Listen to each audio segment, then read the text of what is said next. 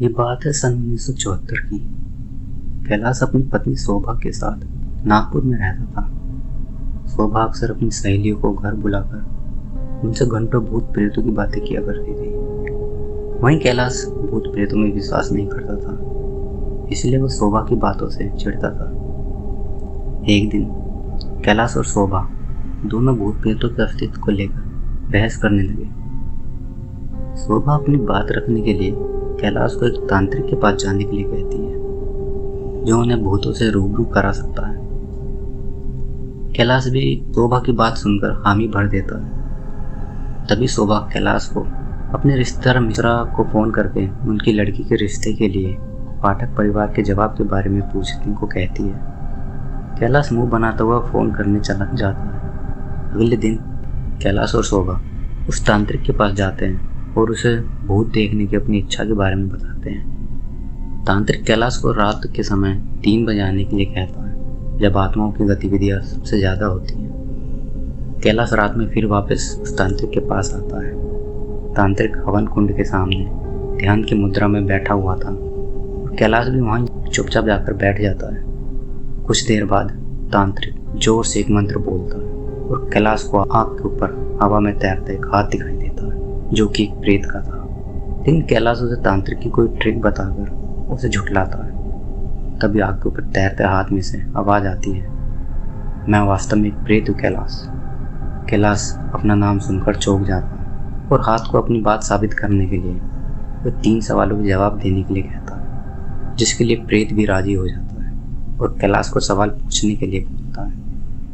कैलाश अपना पहला सवाल पूछता है, हमारे दोस्त मिश्रा अपनी बेटी की शादी के लिए पाठक परिवार को अब तक कोई जवाब क्यों नहीं दे रहा है? प्रेत बोलता है, पाठक का एक ऑपरेशन होने वाला है और उनके घर की स्थिति ठीक होते ही वे जवाब देंगे।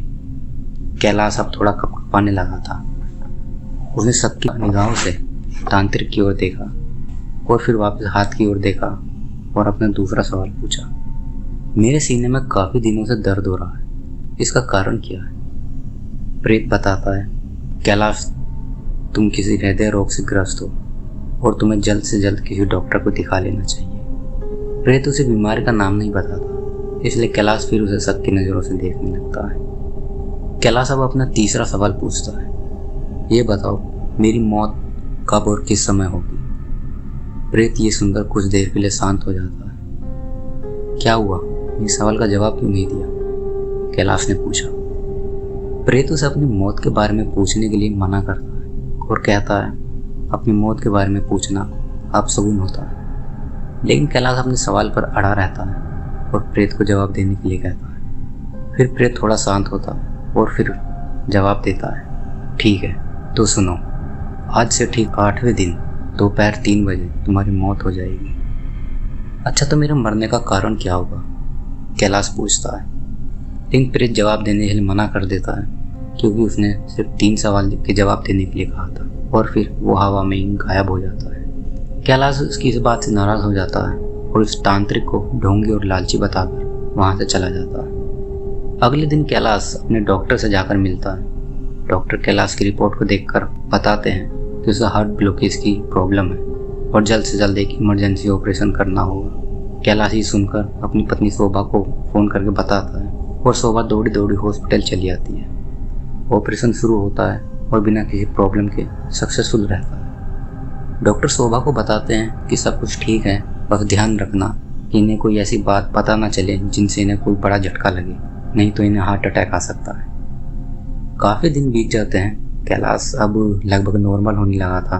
डॉक्टर भी उसे रिपोर्ट देखकर चुस्त तंदुरुस्त बताते हैं। अगले दिन दोपहर का वक्त था। घड़ी में 2:55 हो रहे थे। शोभा फ़ोन पर बात कर रही थी। फ़ोन रखकर शोभा कैलाश को बताती है, पाठक जी का एक ऑपरेशन हुआ है और अब सब कुछ ठीक है, इसलिए उन्होंने मिश्रा जी को कॉल करके रिश्ता मंजूर भी कर लिया। ये सुनकर कैलाश चौंक जाता है और उसे बड़ा झटका लगता है। प्रेत की दूसरी बात भी सच हो चुकी थी। कैलाश को तुरंत सीने में दर्द होने लगता है। उसे याद आया, प्रेत ने उसके मरने का समय बताया था। उसने घड़ी की ओर देखा, 3 बजने में बस 1 मिनट था। उसके सिर से पसीना बहने लगा और उसकी आंखें बाहर निकल आई और अगले ही पल कैलाश को एक हार्ट अटैक आया और वो वहीं गिर गया। हे गाइस, अगर आपको हमारी ये कहानी अच्छी लगी हो तो प्लीज़ लाइक करें, कमेंट करें, शेयर करें एंड ज़रूर से ज़रूर सब्सक्राइब करें